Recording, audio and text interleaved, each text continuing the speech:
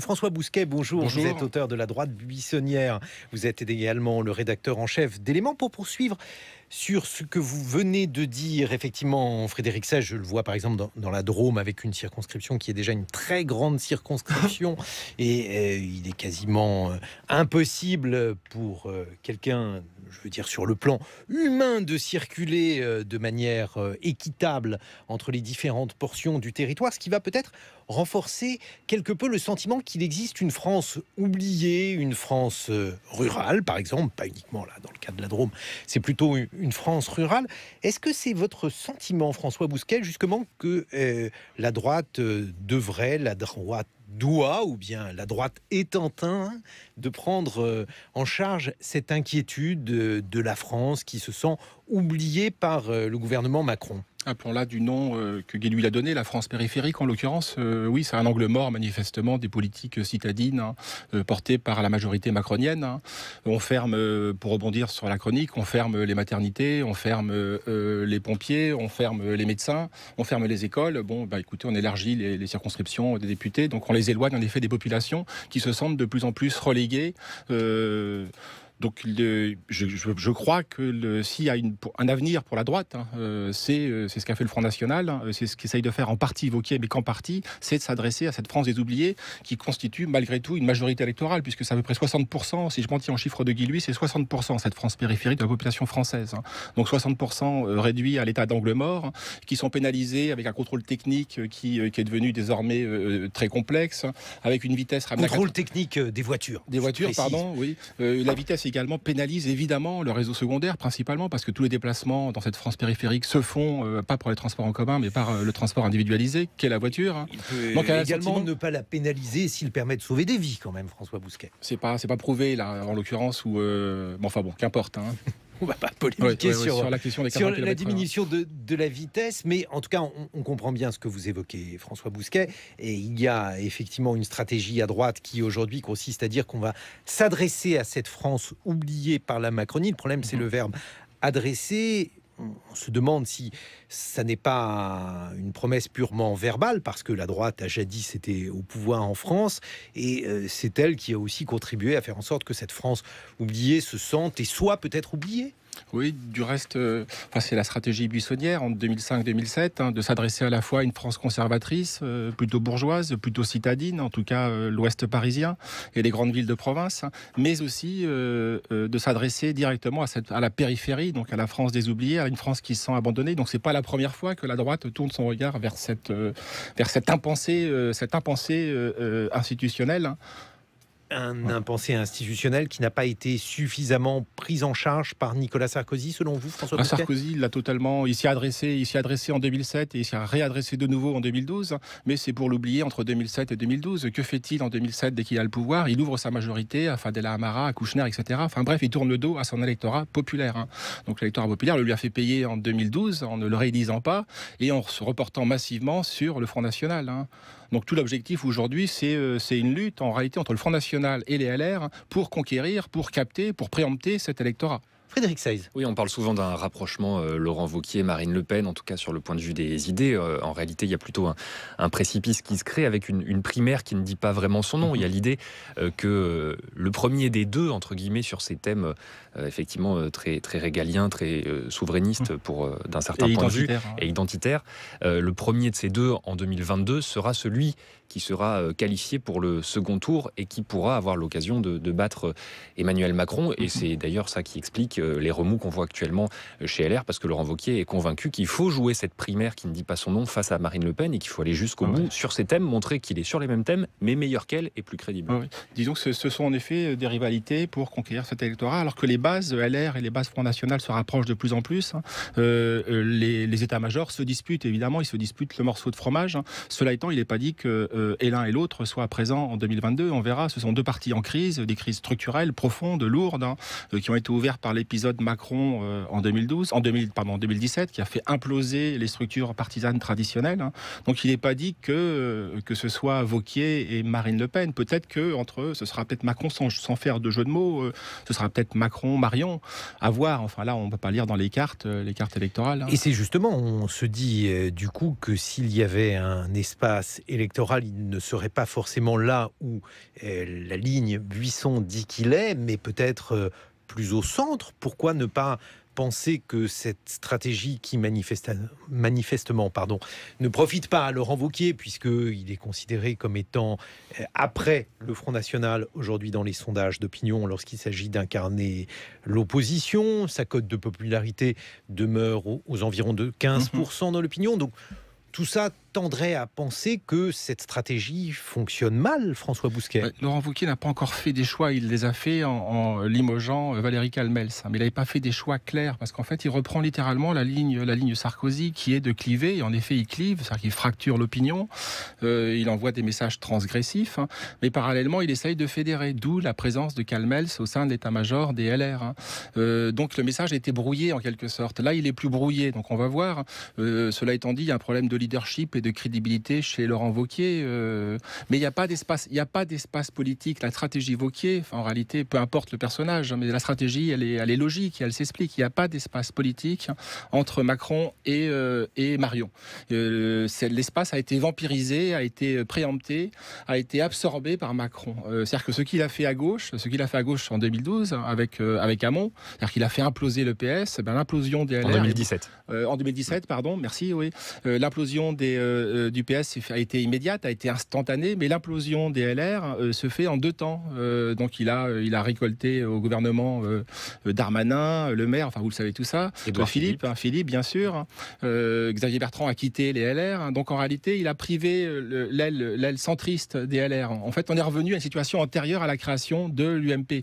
C'est-à-dire, on est revenu en fait à l'UDF. Et l'UDF aujourd'hui est à Matignon. Donc il n'y a pas d'espace politique, c'est la stratégie Wauquiez, il n'y a pas d'espace politique, puisque précisément l'ex-UDF, de Bayrou jusqu'à Philippe de Villiers, c'est ça qui est surprenant, jusqu'à Philippe de Villiers, je dis bien, ces gens-là sont à Matignon désormais.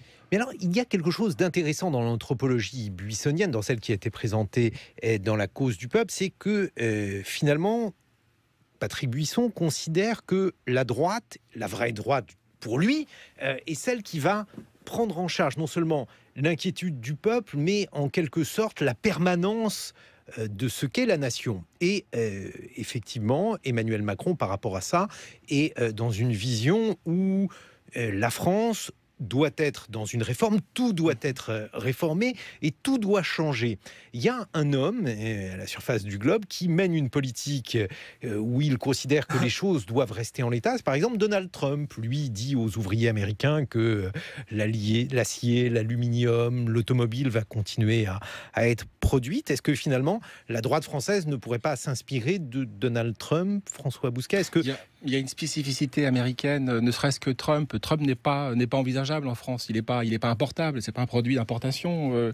Il y a des codes américains, c'est les codes de Barnum, de la Société du spectacle. C'est pas concevable ici.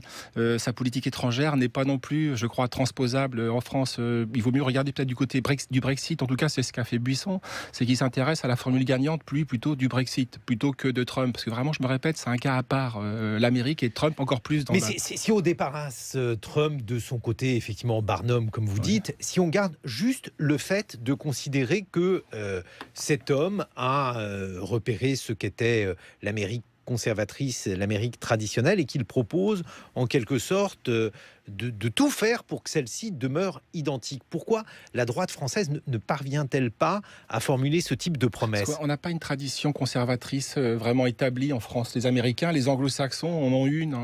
Nous, le conservatisme en réalité est sorti des écrans radars politiques à la fin du 19e siècle, alors qu'il est resté toujours très vivace aux États-Unis et en Angleterre.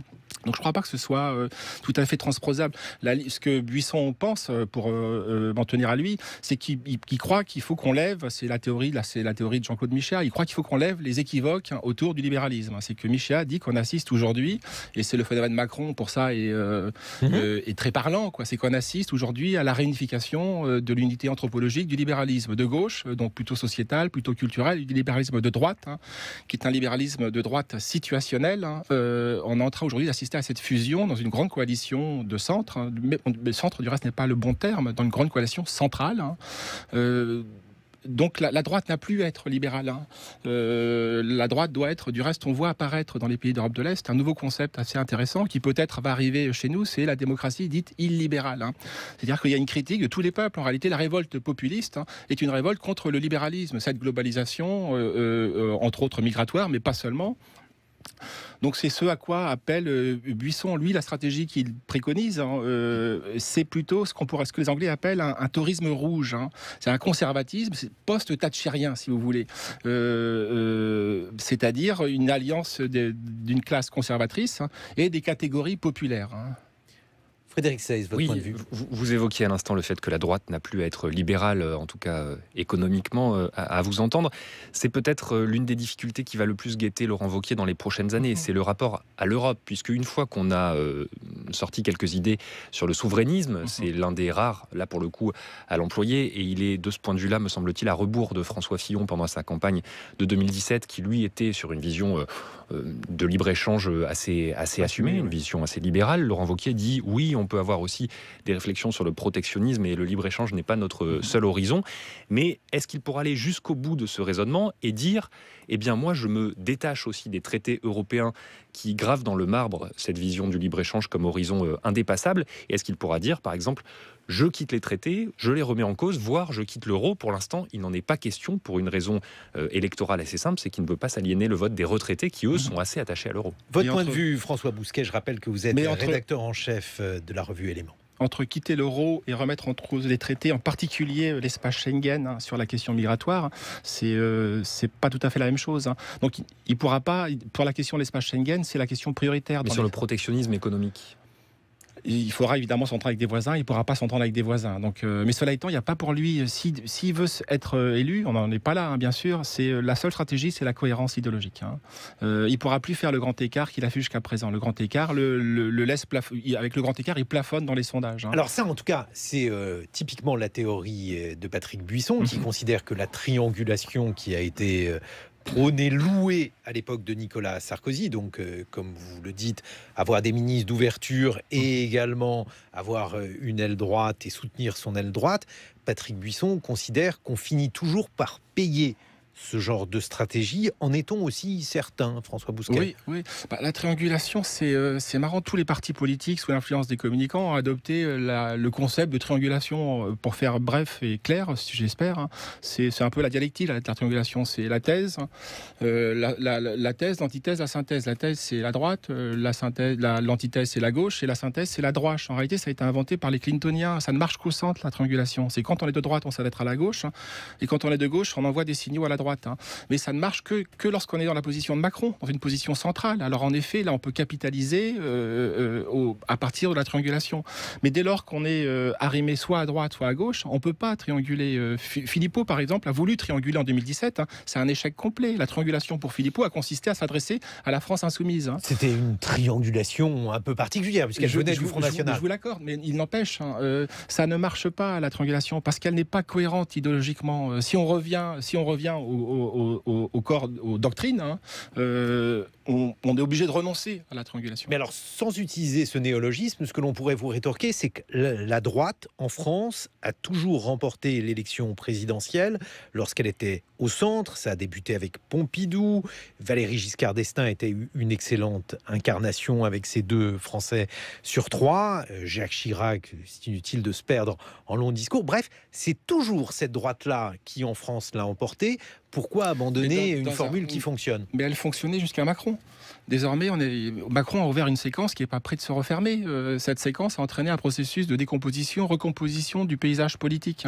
Donc désormais, le candidat giscardien de 2 Français sur 3, en tout cas c'est son vœu, c'est Macron. Parce que Macron triangule sur sa droite et sur sa gauche et aspire à réunir autour de lui une majorité solide. Mais ça ne marche, ça ne peut plus marcher pour la droite, puisque Macron est là. Macron occupe l'espace traditionnel du centre droit. François Bousquet, vous avez développé la notion de droite hors les murs avec un certain nombre de penseurs, publicistes, essayistes qui aujourd'hui sont des sources d'inspiration pour la droite dure. Je pense par exemple, bien entendu, à Éric Zemmour ou à De Villiers qui était jadis homme politique et qui aujourd'hui fait moins de politique et plus d'essais, plus d'intervention dans le domaine public. Que pense-t-elle, cette droite hors les murs, comme vous l'appelez? Alors Villiers, il en est un petit peu sorti à cause de la relation privilégiée qu'il entretient avec Macron, ce qui n'est pas sans poser problème pour cette droite hors les murs, parce qu'elle reposait sur une sorte de ce que les anglo-saxons appellent un shadows cabinet, enfin un cabinet fantôme en fait, où il y avait Zemmour, Buisson et Villiers. Et Villiers en est à plus ou moins sorti. C'est une droite orpheline, la droite hors les murs, d'où le fait qu'elle soit buissonnière, en l'occurrence là, au sens littéral du terme. Et elle cherche une incarnation qui fait défaut, mais la nature politique a horreur du vide. Il y a une demande électorale manifeste, de la manif pour tous jusqu'à un électorat conservateur populiste. Oui, parce que peut-être pour préciser ce qu'elle pense, donc on voit à peu près qui la compose, mais quels sont en quelque sorte les piliers idéologiques de cette droite hors les murs, François Bousquet? C'est l'attachement à l'identité, l'attachement à la civilisation, la conviction qu'une nation ou qu'un peuple, c'est une communauté de culture, une communauté de mœurs, une communauté de destin, d'où son inquiétude à l'égard du phénomène migratoire, qui est une inquiétude centrale. Autrefois, elle était souverainiste, elle reste souverainiste, mais les questions identitaires, les enjeux identitaires sont désormais prévalent, prennent le dessus sur les questions de souveraineté.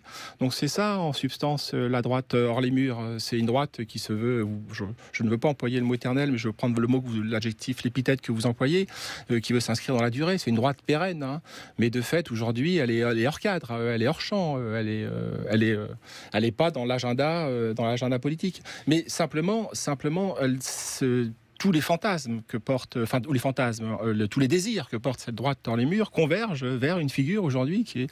Vous pouvez pas faire une conférence en province sans que son nom revienne. Vous pouvez pas faire une intervention où que ce soit en France sans que son nom apparaisse. C'est Marion Maréchal. Donc de fait, les conservateurs et les populistes fantasment autour de ce nom-là et de cette personnalité-là. Pourquoi? Parce que finalement, c'est une femme qui a dit peu de choses, elle n'a pas de doctrine politique achevée, elle est très jeune. Pourquoi finalement projeter sur cette personne, alors sauf peut-être sur la seconde partie de son patronyme, Le Pen, mais en dehors de ça, on ne comprend pas bien en fait pourquoi cette femme qui ne dit rien, puisque à ce que je sache, elle n'a pas tenu de discours politique récemment, pourquoi ferait-elle en quelque sorte les beaux jours demain de la droite dure, François Bousquet? Parce qu'il y a, vous le savez, à droite, il y a un mythe qui est le mythe de l'homme providentiel ou de la femme providentielle qui travaille en profondeur le champ politique à droite. Marion Maréchal, désormais Marion Maréchal, puisqu'elle ne veut plus qu'on l'appelle Le Pen, a malgré tout, quand elle a quitté la scène politique, a donné un entretien, j'allais dire testamentaire, mais à son âge, il est difficile de parler de testament, à valeurs actuelles, dans lequel elle préconisait cette fameuse ligne Buisson, c'est-à-dire une alliance des populistes et des conservateurs. Donc il est évident que les populistes et les conservateurs conséquents s'y retrouvent. Frédéric Seyss. Sur la question des alliances, on a l'impression que 2017, c'est ce qu'on avait dit à l'époque en tout cas, avait marqué un tournant pour le Front National. Pour la première fois, le Front National s'alliait avec un autre parti, on va dire, qui existe sur la vie politique française, qui est celui de Nicolas Dupont-Aignan, lequel avait même accepté d'être Premier ministre à l'époque. Tout le monde avait parlé de révolution. Ça y est, c'est fini le cordon sanitaire. Le Front National va pouvoir progresser, va élargir son champ, va faire des alliances et va de ce fait plus peser et être en position de gagner. Or, un an après, il s'avère que Nicolas Dupont-Aignan n'est plus là. Il ne veut même pas s'allier avec le Front National pour les élections européennes. Les autres partis, LR, on en a parlé, il n'en est pas question non plus. Est-ce que le Front National bute toujours sur cette question centrale ? Oui, mais elle bute surtout sur l'échec du débat de Marine Le Pen, sur post-electoralum animal triste. C'est que les électeurs ont pu jauger de la crédibilité de leur chef, Marine Le Pen, dans son débat face à Macron. Donc je crois que le Front National s'est toujours pas relevé de ce débat. Alors évidemment, les partis politiques ne meurent pas brutalement, ne meurent pas subitement. Il y a beaucoup d'inertie, donc ils meurent lentement. Mais je le redis, et LR et Front National sont deux partis en crise. Ils en ont conscience, ils ne communiquent pas dessus, mais c'est une crise structurelle. Il est peut-être possible que ce type de structure partisane ait fait son temps. Même un parti anti-système comme le Front National reste un parti traditionnel. Mais justement, est-ce que vous pensez que Marion Maréchal pourrait devenir en quelque sorte l'Emmanuel Macron des conservateurs? Si c'était cela en fait la manœuvre, vous risquez de faire fuir plus encore d'électeurs attachés à la droite classique vers la République en marche. Mais ils ont déjà fui. Ils ont fui le soir du premier tour quand François Fillon a appelé à voter Macron. Qu'il a ils ont fui à 80%. Parce que d'après les chiffres. Parce que on restait sur le débat. Je crois que c'est beaucoup moins important. Il y a beaucoup plus de gens qui sont susceptibles de voter plus à droite que les 20% qui l'ont fait en 2017. Dans les références intellectuelles de ce que vous appelez la droite hors les murs, François Bousquet, il y a finalement une figure commune, c'est celle de Maurras. Est-ce que ça n'est pas étonnant et j'allais dire même surprenant qu'aujourd'hui, au XXIe siècle, la figure intellectuelle à laquelle se rattacher, ce soit quelqu'un comme Maurras, Joseph de Maistre est aussi un personnage important pour Patrick Buisson. Est-ce que vraiment ces deux individus, indépendamment de tous les épithètes qu'on peut leur accoler, celui d'antisémite par exemple, pour Maurras, est-ce que ce sont des penseurs qui permettent de comprendre le monde d'aujourd'hui ? Je ne suis pas sûr qu'il soit... L'Action française est plus grand que le courant de pensée de Charles Maurras. C'est beaucoup plus grand que son principal leader, en l'occurrence Charles Maurras. Et l'image de Charles Maurras a été dégradée par sa présence à Vichy pendant la guerre. Alors que beaucoup de Maurassiens et de gens de l'Action française étaient à Londres. Énormément, les premiers compagnons de De Gaulle venaient de l'Action française. Je pense que c'est l'Action française qui est plus importante, puisqu'il y a peut-être une nostalgie pour l'Action française. Pourquoi ? Je le dis brièvement, c'est que l'Action française a exercé pendant un demi-siècle une hégémonie intellectuelle en France. Elle avait agrégé autour d'elle quantité d'historiens, d'auteurs, de poètes. Je rappelle que Proust lisait au quotidien, quand sa santé lui le permettait, lisait la F parce que la qualité de la prose était remarquable. Walter Benjamin, allemand, baudelairien, lisait l'Action française que pour la qualité le journal, je parle. Donc je crois qu'il y a une nostalgie qui pour les années d'avant 1940, quand la droite exerçait, enfin en tout cas dans le champ intellectuel. Je vais dans le champ intellectuel. Mais un penseur, ça sert aussi à penser un phénomène, une réalité. Je ne suis pas sûr que alors Maurras, évidemment, il y a un recueil. Je ne parle pas forcément de Maurras, mais par exemple cette droite que vous évoquez, celle de Kérilly, celle d'Honoré d'Estienne d'Orve, c'était une droite qui a agi de manière extrêmement brave pendant la Seconde Guerre mondiale, mais on ne lui doit pas un corpus philosophique qui permette de penser le monde. La droite a arrêté de penser depuis assez longtemps. Donc en effet, ça c'est plutôt la geste héroïque des gens que vous citiez. On peut ajouter également Bernanos, ce type de profil. Mais alors Bernanos, dans une situation beaucoup plus paradoxale par rapport à Franco, par rapport c'est parce qu'on a décidé une fois pour toutes que Maurras était mauvais et Bernanos était bon. Rappelez-vous, le premier grand livre de Bernanos, c'est La Grande Peur des bien-pensants, chef-d'œuvre absolu, c'est un éloge de Drummond. Donc on parlait d'antisémitisme, là en l'occurrence... Oui, mais qu'il a récusé. Je parle de l'antisémitisme après-guerre.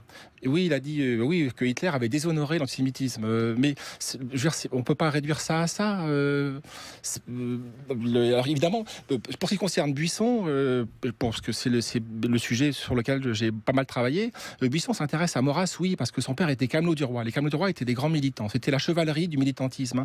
Mais c'est pas l'école de pensée vers laquelle il se dirige. Lui s'intéresse à la doctrine sociale de l'Église, aux penseurs chrétiens de la fin du XIXe siècle, qui étaient des penseurs antilibéraux. C'est la première droite, à une droite originelle, une droite authentique. C'est Frédéric Leplay, fondateur de la sociologie, de la statistique. C'est le comte de Chambord qui avait fait une lettre aux ouvriers. Voilà les référents mentaux qui structurent la pensée de Patrick Buisson, beaucoup plus que Charles Maurras. Donc des penseurs conservateurs, des penseurs de la famille. Les chrétiens. Merci François Bousquet de nous avoir exposé en quelque sorte ce paysage et cette cartographie de ce que vous appelez la droite hors les murs.